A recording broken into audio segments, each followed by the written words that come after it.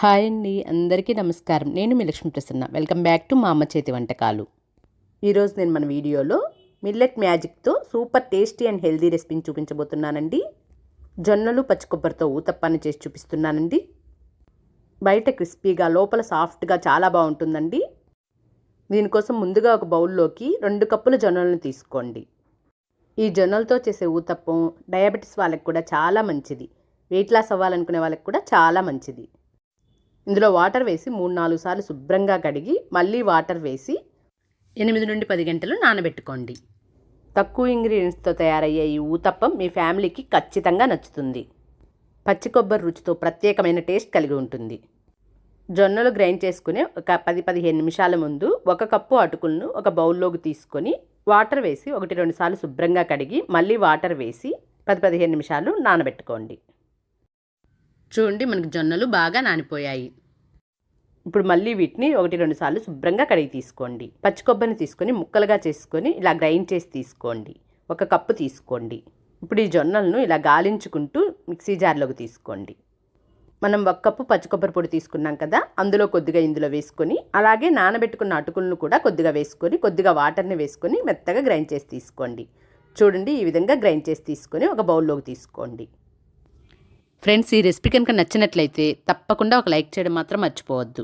ఇప్పుడు మిగిలిన జొన్నలను పచ్చి కొబ్బరిని అటుకులను కూడా వేసుకొని కొద్దిగా వాటర్ని వేసుకొని మెత్తగా గ్రైండ్ చేసి తీసుకోండి. చూడండి, ఇలా మెత్తగా గ్రైండ్ చేసుకొని ఇందాకటి బౌల్లోకే వేసుకోండి. ఇప్పుడు ఇదంతా కూడా బాగా కలుపుకొని దీనిపై మూత పెట్టి నైట్ అంతా పక్కన పెట్టుకోండి. చూడండి, మనకు ఉదయానికల్లా పిండి ఎలా పొంగిందో. ఇప్పుడు ఇందులోకి రుచికి సరిపడా సాల్ట్ వేసి నిదానంగా కలుపుకోండి. ఇప్పుడు ఇందులోకి స్టవ్పై ప్యాన్ పెట్టి అందులోకి ఆయిల్ వేసి ఆయిల్ వేడైన తర్వాత జీలకర్ర, ఆవాలు, ఒక పెద్ద ఉల్లిపాయను చిన్న చిన్న ముక్కలుగా కట్ చేసి వేసుకోండి. అలాగే 4-5 పచ్చిమిర్చిని కూడా ఇలా చిన్న చిన్న ముక్కలుగా కట్ చేసి వేసుకోండి. ఇప్పుడు వీటిని లైట్గా వేయించుకోండి. మరీ ఎక్కువగా వేయించుకోవాల్సిన లేదండి. ఇలా వేయించుకున్న తర్వాత ఇప్పుడు ఇందులోకి కట్ చేసి పెట్టుకున్న కరివేపాకు, కొత్తిమీరను కూడా వేసుకొని కలుపుకోండి. ఇలా వేయించుకున్న తర్వాత వీటిని ఇందాక కలిపి పెట్టుకున్న పిండిలో వేసుకొని కలుపుకోండి. ఇప్పుడు స్టవ్పై ప్యాన్ పెట్టి అందులోకి కొద్దిగా ఆయిల్ని వేసి ఆయిల్ని ప్యాన్ అంతా స్ప్రెడ్ చేసుకోండి. ఇప్పుడు పెనం వేడైన తర్వాత పిండిని తీసుకొని ఇలా ఊతప్పంలా వేసుకోండి. మంటను మీడియం ఫ్లేమ్లో పెట్టి దీనిపై మూత పెట్టి ఈ ఊతప్పాన్ని కాలనిద్దాం. చూడండి, ఒకవైపు ఇలా కాలిన తర్వాత పైనుండి ఆయిల్ని స్ప్రింకిల్ చేసుకోండి. చూడండి, ఈ విధంగా కాలిన తర్వాత రెండో వైపుకు టర్న్ చేసుకోండి. మళ్ళీ దీనిపై మూత పెట్టి రెండవ వైపు కూడా కాల్చుకోండి. చూడండి, 2 వైపులా ఇలా బాగా కాలిన తర్వాత తీసి ఒక ప్లేట్లోకి ట్రాన్స్ఫర్ చేసుకోండి.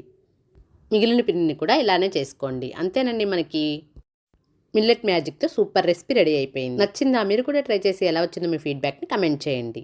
ఇలాంటి మరెన్నో రెసిపీస్ కోసం మన ఛానల్ని సబ్స్క్రైబ్ చేసుకోండి. Thank you for watching.